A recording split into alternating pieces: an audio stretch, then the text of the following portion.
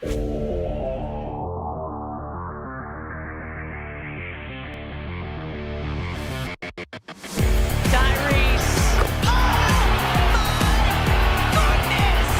wide open Tobias Harris, and Tobias drills it! Sixers up one! Embiid fakes, Embiid down the lane!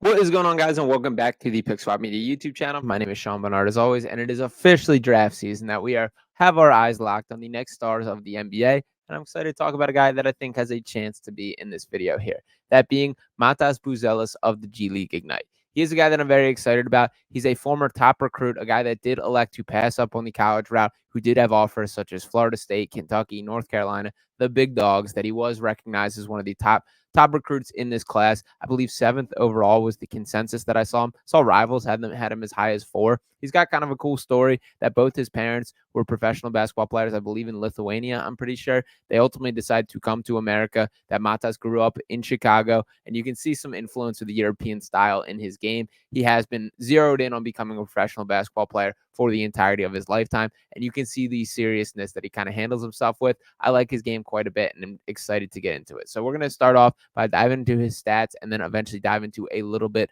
of film after this. But let's start off with some of these G League stats here.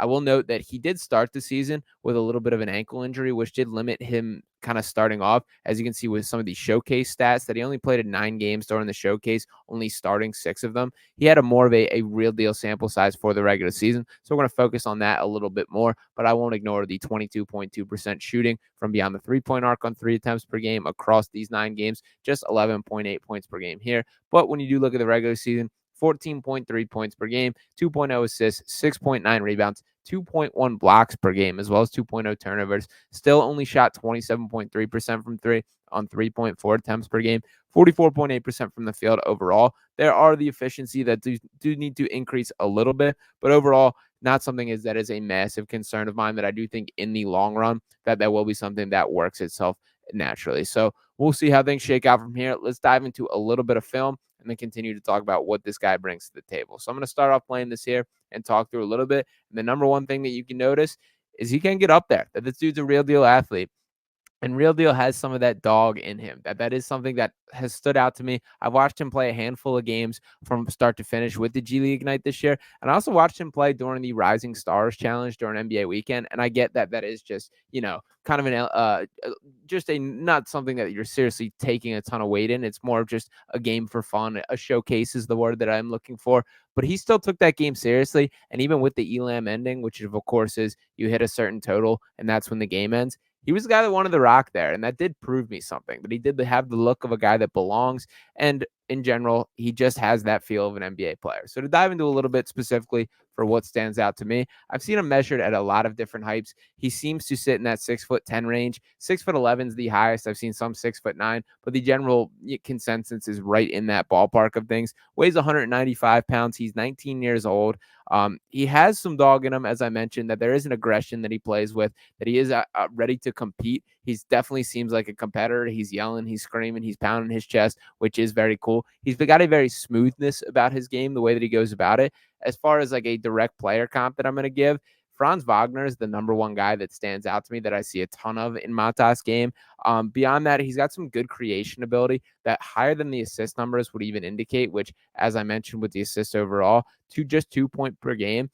Just 2 assists per game, but it did feel like there were a lot more plays that he did make that benefited the team, that he made the right swing of momentum in a lot of situations. Probably the biggest critique that I've seen from him, which I do think is pretty fair, is he does live with some of the high risk, high reward plays, that he is a little bit of a highlight reel guy where he would much rather throw the lob or make this tough pass rather than the simple basketball play at times. But there is a feel for being capable of putting the ball on the floor at 6'10". He does have, I don't see any sort of mechanical issues in his shot, but it is something that I think that over time he will just improve on.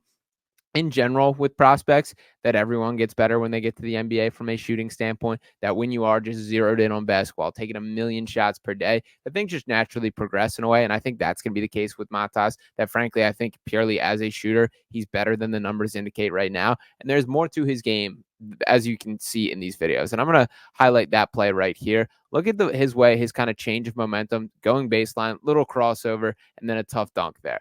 That kind of mobility, that quick twitch kind of crossover, that is what differentiates him from a lot of just your run-of-the-mill big men or some of these guys that you don't see with this type of footwork. That as much as he is 6'10", I don't think he'll ever be a true center, although his shot blocking stuff is certainly worth noting. The 2.1 blocks per game that he produced throughout the season, he seems to have decent instincts for where to be on the defensive end. But as you can see, likes to hit the big shot. Look at this little buzzer beater here on the turnaround, little Dirk fade there, knocks it down and lets everyone hear about it. I do love the emotion that he plays with. I know I led with that pretty heavily, but that is the number one thing that stood out to me. That when watching it, this was a guy that's like, okay, I want to stamp this as one of my guys. That I do love guys that bring the effort, bring the passion, and he's got the game to straight up back it up. That, as you can see, he can put the ball on the floor, create for himself. That he's not a guy with a ton of red flags in his game. As I mentioned, the biggest thing that I would say is just the high risk, high reward mentality. The shooting consistency is absolutely worth noting. 26.1% from deep across and finished the first 14 games of the season without making a three. The other kind of throw in that I will note here, he did enter the G League Ignite season with a bit of an ankle injury, and I think that was pretty harmful to him, both from the team construct of finding his role and on an individual standpoint of him not playing like the peak version of himself. That ankle injury did bother him quite a bit, kept him out for some time, and made life a little difficult this year. But I think if that did not happen, that there's a much more likely world where we're talking about him as a potential number one pick, even though he still will hear his name called quite early in this draft. He also, despite attacking the basket at a pretty high rate, doesn't get to the line a lot. He only had 2 free throws attempts in 31 minutes per game this season. That's not a lot. And in general, that is something that you want more of. I do find that a lot of times, like, he's much more smooth about it than he is physical, as you can see with a jump shot like that. And I'm going to rewind that one more time, though. Look at this little stop and go.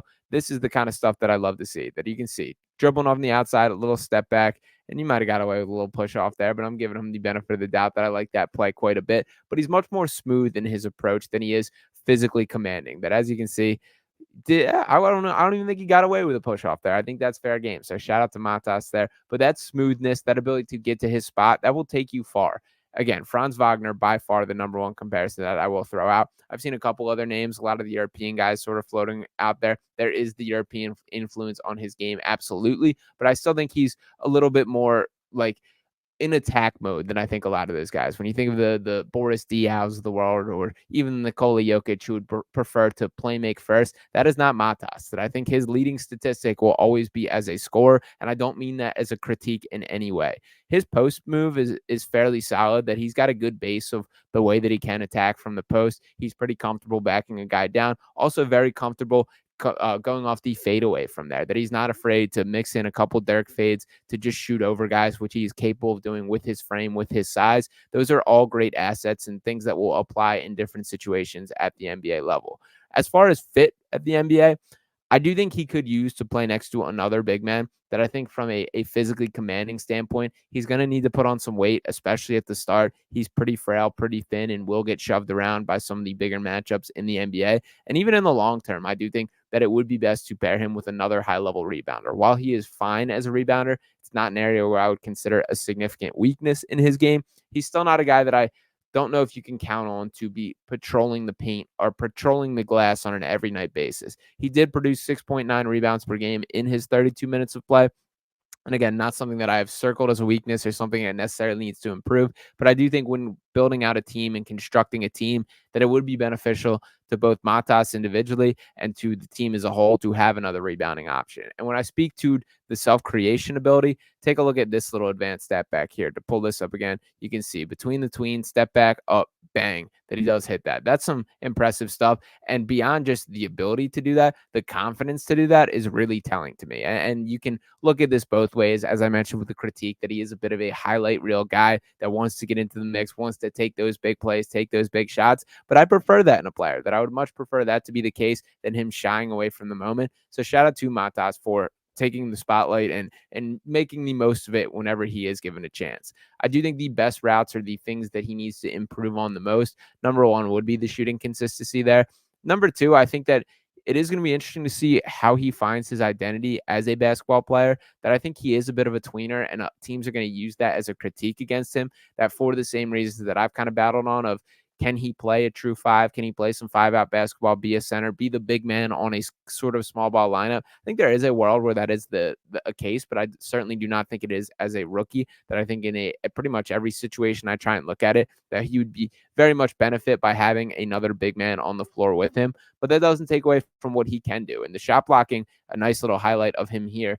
Just great commitment to not jump on those. Very high IQ, a nice cut through the lane there. I love that. He does move well off ball, which is intriguing. I don't think he's going to be a super high usage guy in general, which is important. I think he can make the most and have an impact on a team without needing the ball in his hands for 35 minutes a game. So that is pretty necessary from a team construct standpoint. I am a fan of Matas Buzelis' game. He is a guy that I do expect to hear his name called in the top 5. I will dive a little bit deeper in sort of some of the mock draft projections where I think all these guys are going, but I did just want to give a little outlook for who he is for now. So let me know what you guys think of Buzelis' game. Are you a Matas fan like myself?